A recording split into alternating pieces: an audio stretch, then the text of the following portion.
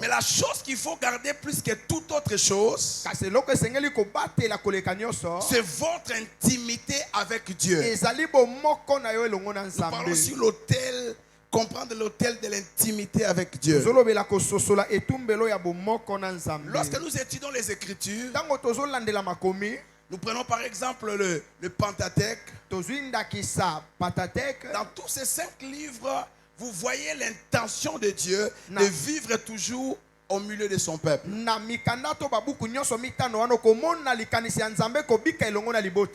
livre de Genèse nous parle des origines de la création de la terre.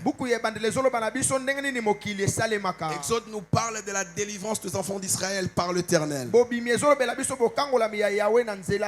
Nombre nous montre comment Moïse a fait le dénombrement, et avant de quitter pour commencer à marcher, il va faire le dénombrement, il va placer au moins 3 tribus au nord, au sud, à l'est et à l'ouest, et on place les tabernacles au milieu. Tout ça, c'est l'image que Dieu voulait toujours être en intimité avec Dieu. Et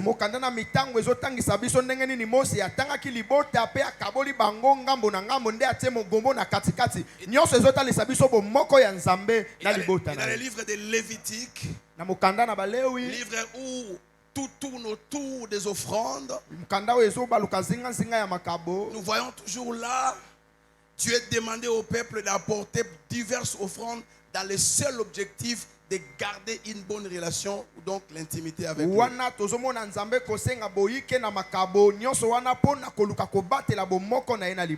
Deutéronome, Moïse fait la répétition de la loi parce que ceux qui sont nés dans le désert ne connaissaient pas tout ce qui s'est passé, parce que leurs pères sont morts dans le désert. Donc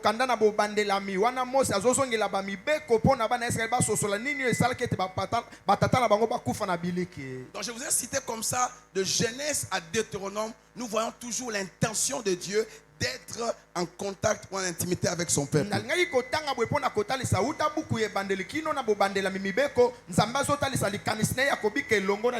Et dans Genèse, nous voyons que chaque soir, Dieu descendait pour s'entretenir avec Adam et Ève.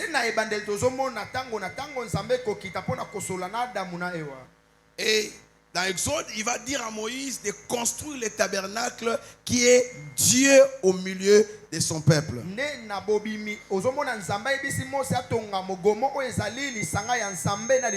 Et dans le Nouveau Testament, il a fait de nos corps son temple. Alors dans les jardins d'Éden, il y avait 2 arbres comme vous savez. L'arbre de la connaissance du bien et du mal et l'arbre de vie. Ces 2 arbres étaient des arbres symboliques que Dieu voulait que par elle nous puissions apprendre un enseignement.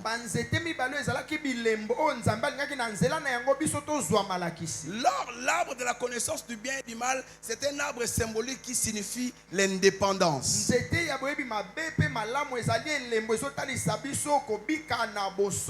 Et l'arbre de vie est un arbre qui signifie la dépendance totale à Dieu. Et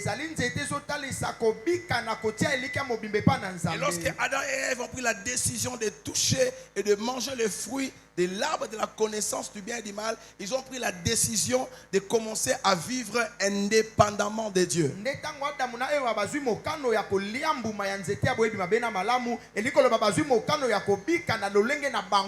c'est à cause de cela que l'intimité avec Dieu a été brisée. Alléluia. Amen. Mais lorsque vous étudiez attentivement la parole de Dieu, vous allez voir que Dieu s'est révélé en 3 phases sur la terre. Premièrement, il s'est révélé comme Dieu le Père.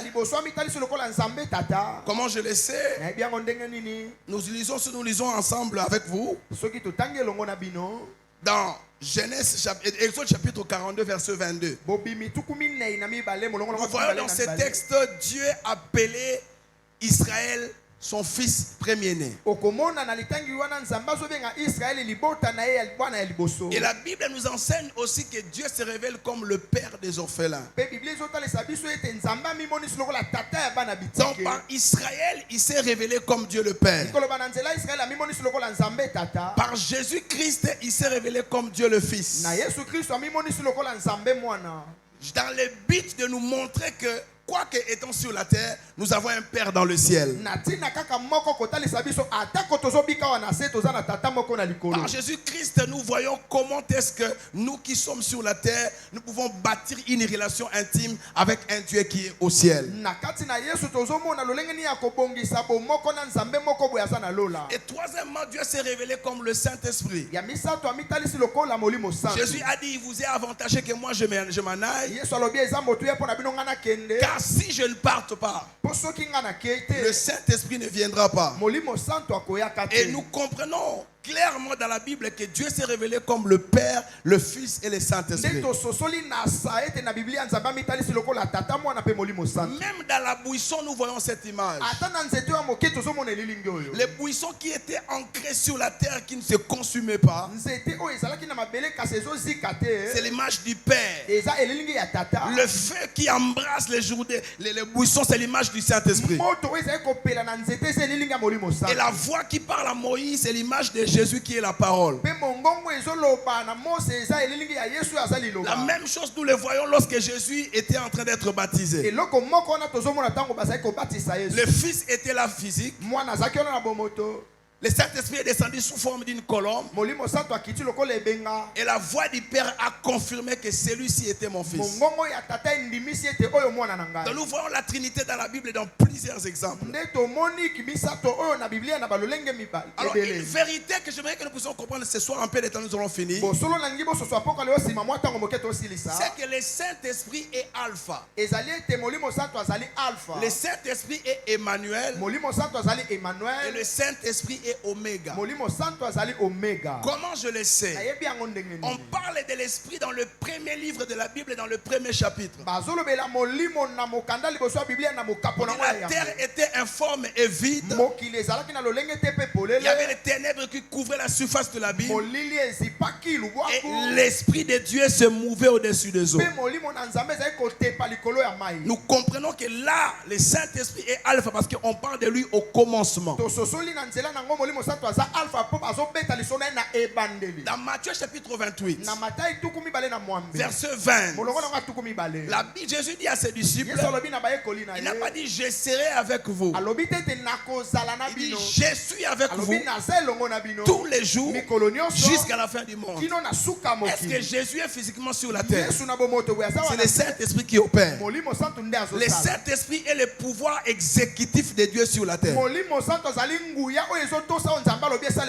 milieu de la Bible, dans le livre de Matthieu, on parle d'Emmanuel, mais dans sa forme spirituelle, donc c'est le Saint-Esprit.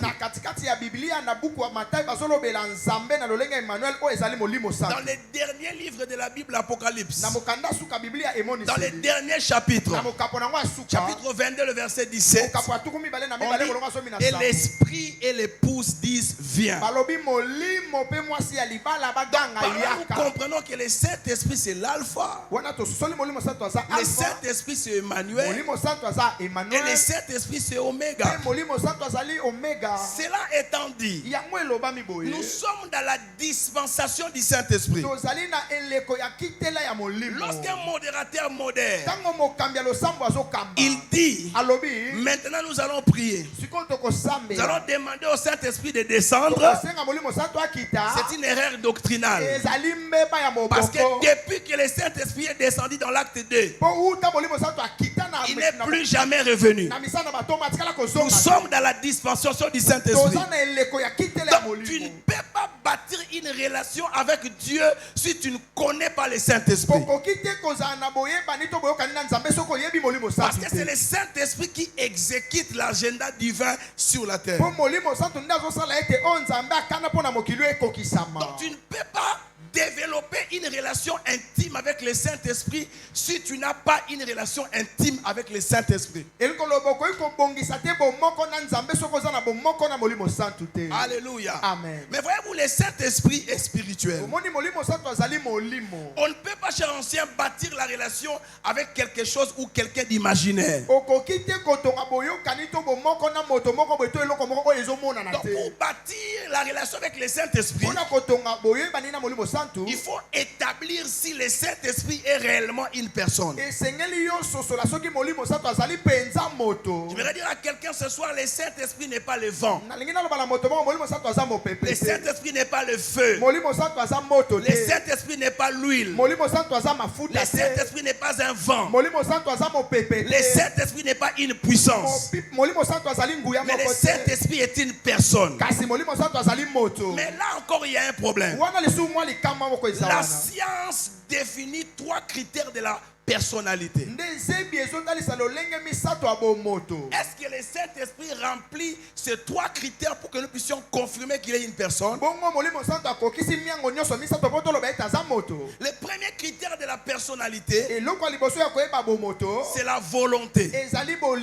C'est au moyen de la volonté que nous agissons. Est-ce que le Saint-Esprit a la volonté? Est-ce que le Saint-Esprit agit? J'ai dit oui. Parce que dans Romains chapitre 8, verset 14, la Bible dit: tous ceux qui sont conduits par l'Esprit sont fils de Dieu. Nous voyons le Saint-Esprit en train d'agir, en train de conduire. Cela établit qu'il est une personne. Autre chose, toujours dans Romains chapitre 8, verset 26, la Bible dit: de même aussi, l'Esprit nous aide dans nos faiblesses, car nous ne savons pas comment est-ce qu'il faut prier. Mais le Saint-Esprit intercède pour nous par des soupirs inexprimables. Nous voyons par là le Saint-Esprit en train d'agir. Il remplit les premiers critères de la personnalité. Il a la volonté. Le deuxième critère de la personnalité, c'est la sensibilité. C'est au moyen de la sensibilité que nous éprouvons des sentiments ou des émotions. Sentiment de tristesse ou sentiment de joie. Est-ce que dans la Bible, le Saint-Esprit manifeste les émotions? J'ai dit oui. Parce que dans Ephésiens chapitre 4, verset 31, la Bible dit: n'attristez pas le Saint-Esprit par lequel vous avez été scellés pour les jours de jugement. Si le Saint-Esprit peut s'attrister, cela établit qu'il est une personne. Le psaume nous dit que l'Esprit de Dieu est réjoui par nos chants. Le Saint-Esprit peut s'attrister, il peut aussi se réjouir. Cela prouve qu'il est une personne parce qu'il a des émotions et des sentiments. Troisième critère de la personnalité, nous sommes en train d'établir si réellement le Saint-Esprit est une personne. Troisième critère de la personnalité, c'est l'intelligence. C'est au moyen de l'intelligence que nous avons la connaissance. Est-ce que le Saint-Esprit a la connaissance? J'ai dit oui. Parce que dans 1 Corinthiens chapitre 2, verset 9, 11 et 12, la Bible dit: ce sont des choses que l'œil n'a point vues, des choses que les oreilles n'ont point entendues, des choses qui n'ont jamais monté dans le cœur de l'homme. Ce sont des choses que Dieu a gardées pour nous. Verset 10. Mais Dieu nous l'a révélé par l'Esprit. Verset 11. Parce que l'Esprit sonde tout, même les profondeurs de Dieu. Personne ne connaît les choses de l'homme, si ce n'est cet homme. De même aussi, personne ne connaît les choses de l'esprit, les choses de Dieu, si ce n'est pas son esprit. Le Saint-Esprit n'est pas le vent, mais il peut se manifester comme le vent. Le Saint-Esprit n'est pas l'huile, mais par l'huile le miracle peut se faire. Le Saint-Esprit n'est pas de l'eau, mais il peut utiliser de l'eau pour guérir. Le Saint-Esprit est une personne. Si le Saint-Esprit est une personne, tu dois bâtir une relation intime avec lui. Et la plus grande question ici est de savoir comment bâtir l'intimité avec le Saint-Esprit. Parce que si le Saint-Esprit est une personne, nous devons bâtir une relation intime avec lui. N'oubliez pas, nous parlons sur l'autel de l'intimité avec Dieu. Comment bâtir l'intimité avec Dieu? Premièrement, il faut naître de nouveau. Parce que la nouvelle naissance est l'initiation à la spiritualité. Tout celui qui n'est pas encore né de nouveau, il ne peut pas comprendre les choses de l'esprit. C'est que lorsque tu nais de nouveau, le Saint-Esprit vient habiter dans ton esprit. Comme ça, lorsque tu acceptes Jésus, ton esprit est sauvé. Ton âme doit subir le renouvellement de l'intelligence. Ton corps sera transformé lorsque Christ va revenir. Tu vas naître de nouveau. Alléluia. Amen. La deuxième chose qui te permet de bâtir une relation intime avec le Saint-Esprit, c'est que tu dois parler consciemment au Saint-Esprit tous les jours de ta vie. Tu ne peux pas bâtir une relation avec quelqu'un si vous ne communiquez pas. Mon frère, ma soeur, dans le Nouveau Testament, les prophètes viennent confirmer ce que Dieu t'a déjà dit. Alléluia. Amen. Parce que le Saint-Esprit habite en toi. Des fois, lorsque les gens prient, quelqu'un est seul, il est en train de prier, il crie, il tape la table. Donc, on a comme l'impression que le Saint-Esprit est loin. Je voudrais dire à quelqu'un, le Saint-Esprit habite en toi. La Bible dit, ne savez-vous pas que votre corps est le temple de Dieu, là où Dieu habite par son esprit? J'aimerais dire à quelqu'un, arrête de marcher la tête basse, parce que tu es le tabernacle de Dieu. Alléluia. Amen. Aucun sorcier ne peut rester dans ta maison, parce que le plus grand habite en toi. Voilà pourquoi la Bible dit, celui qui est en nous est plus grand, est plus fort que celui qui est dans le monde. Qui est dans le monde? Les magiciens, les marabouts, les occultistes, Satan et ce démon. Celui qui est en toi est plus grand. Je vais dire à quelqu'un, c'est fini cette histoire de kidnapping, parce qu'on ne peut pas te kidnapper avec le grand Jésus en toi. Parce que tu es en train de parler à quelqu'un, c'est fini cette histoire. Avoir peur de Mbassou, si tu piétines l'eau où on a mis le Mbassou, ça va rentrer au visage de la personne qui est placée, parce qu'elle est plus grande et celui qui est en toi. Il y a des choses que tu dois connaître. Les sorciers de la famille qui terrifient tout le monde ne peuvent pas te terrifier toi. Tu es le tabernacle de Dieu.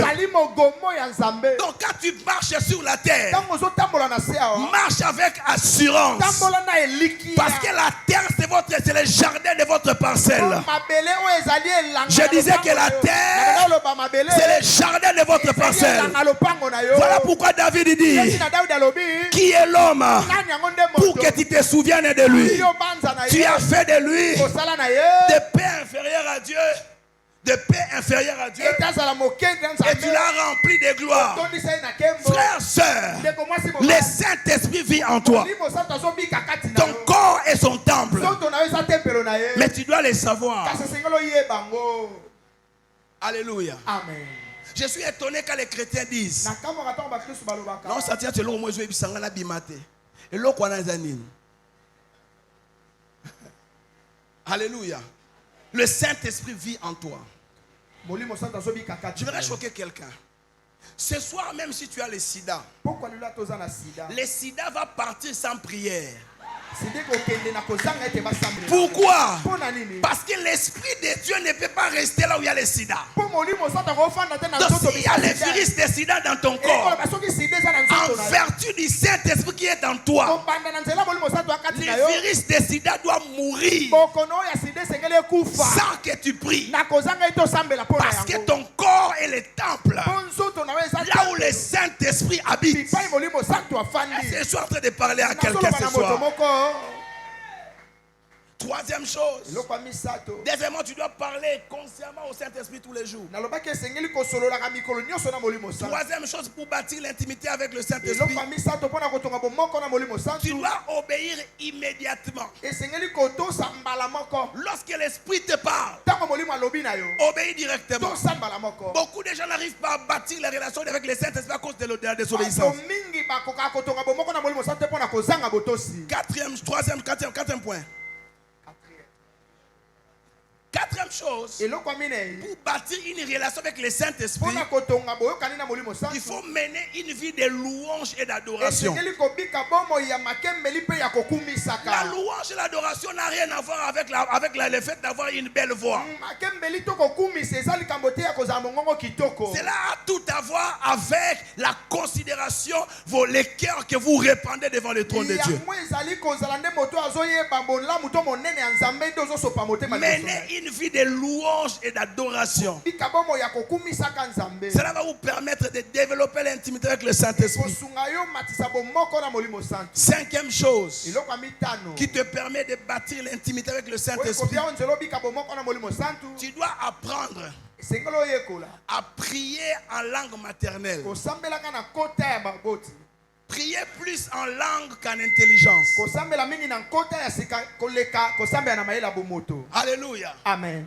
Laissez-moi vous faire voir quelque chose.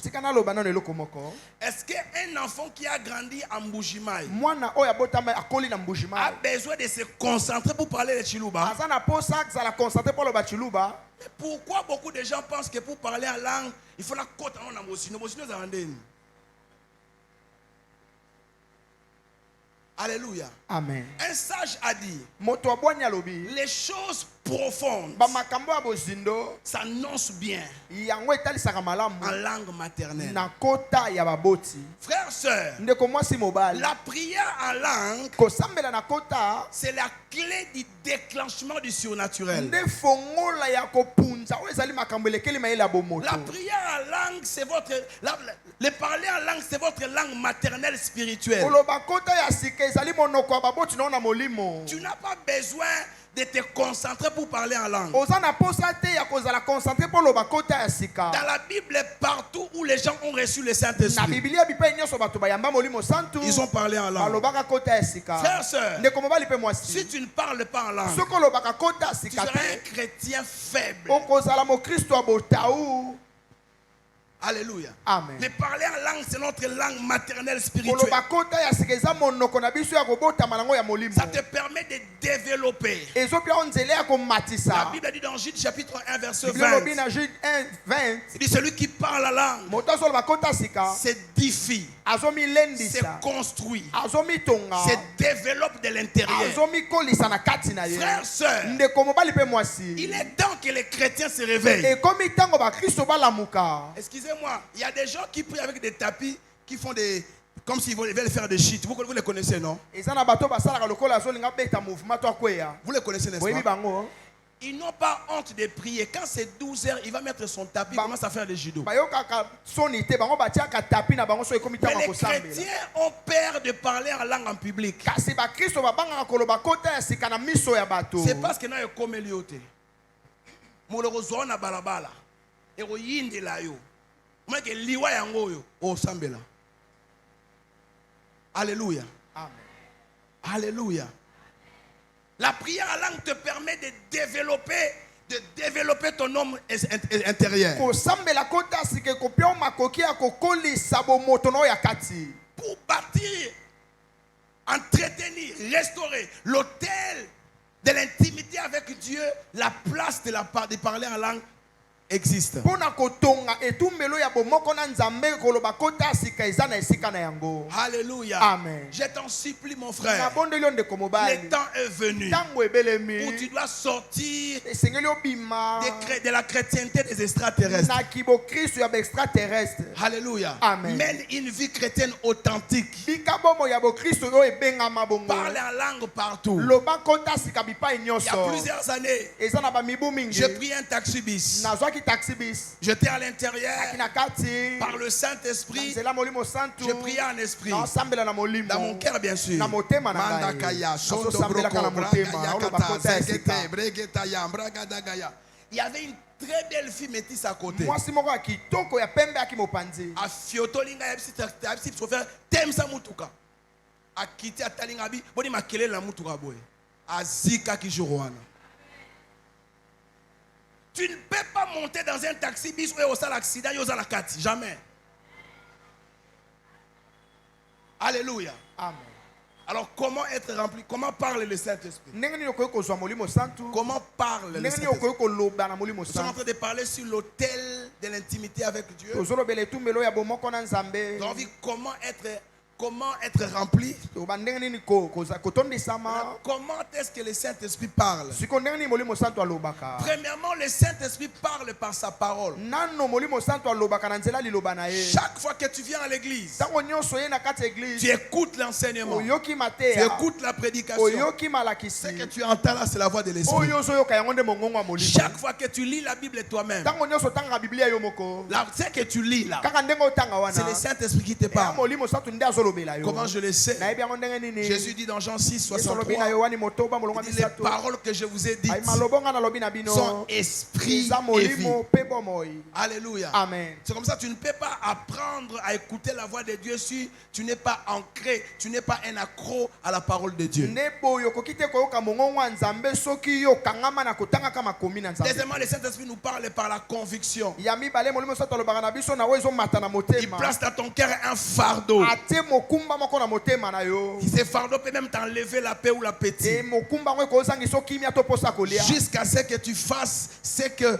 le Saint-Esprit est en train de placer comme un fardeau dans ton cœur. Kino yo kokokisa o molimo santu atie lokola mokumba na motema na yo. Voilà pourquoi dans Romains 14, 23, la Bible dit tout ce que nous faisons qui n'est pas le fruit de la conviction, c'est un péché. Ndeti na Biblia ezoloba ete o nyonso tosalaka oyo endimisami na motema na biso te eza lisumu. Troisièmement, le Saint-Esprit nous parle par les songes et les visions. Molimo santu alobaka na biso pe na nzela bandoto pe bemoniseli. Les songes et les visions sont des moyens d'expression. Bandoto pe bemoniseli eza lolenge ya kolobela. Du Saint-Esprit. Ya molimo santu.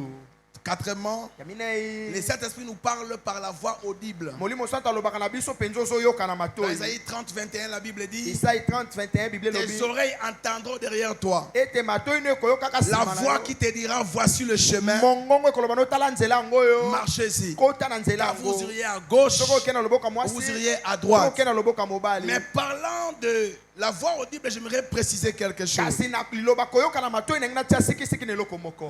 Pour écouter Dieu dans la voix audible, il faut développer une certaine maturité. Pona oyoka nzambe na matoi boye sengelo matisa mwa mokolo kola. Parce qu'il y a trois voix que tu peux écouter audiblement. Boye eza na ba mingongo misato koyoka na matoi na yo. Tu peux écouter la voix de ta chair, de tes émotions. Okoki koyoka mongongo ya baposa na yo moko to biloko ezomata yo moko. Et tu peux te perdre en suivant cela. Ndoko yoko bunga nzela soko landi yango. Il y a la voix du diable Et ana mongongo ya diabolo. qui apporte la confusion. Oye tiaka bulu yeke. Mais il y a aussi la voix du Saint-Esprit Eza pe na mongongo ya molimo qui santu. apporte la joie, Oye memaka esengo. le progrès Oye memaka kobofuluki. et la paix. Pe kimia. Terminons par ce dernier point. Suki sana eloko asuka. Quels sont les rôles du Saint-Esprit? Misala ya molimo santu ya linini. Puisque nous parlons sur l'autel de l'intimité avec Dieu. Tozolobele tumbelo ya bomoko na nzambe. Nous avons compris que nous ne pouvons pas bâtir l'intimité avec Dieu si nous ne comprenons pas le Saint-Esprit,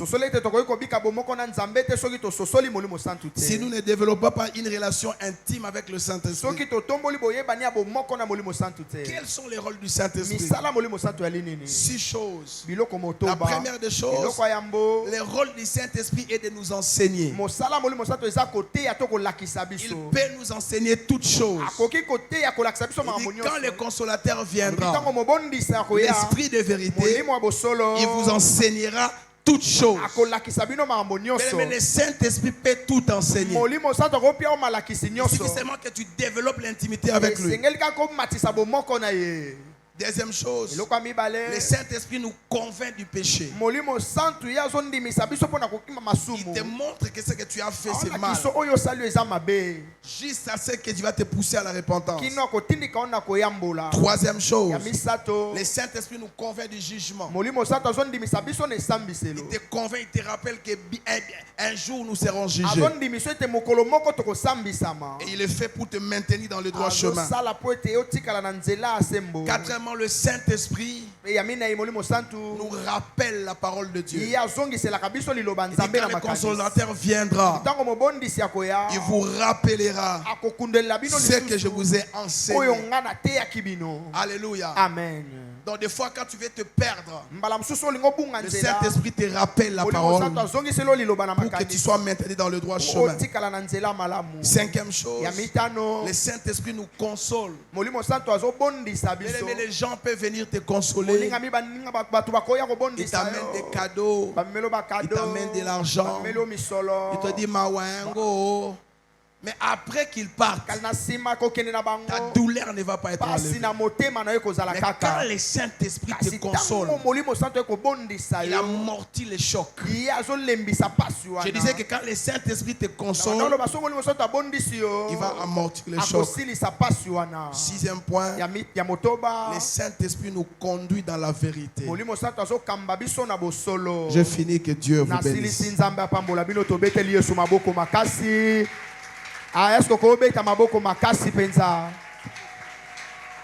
Est-ce qu'on peut acclamer le Seigneur? Lèvons-nous, bien-aimés. Nos mains levées.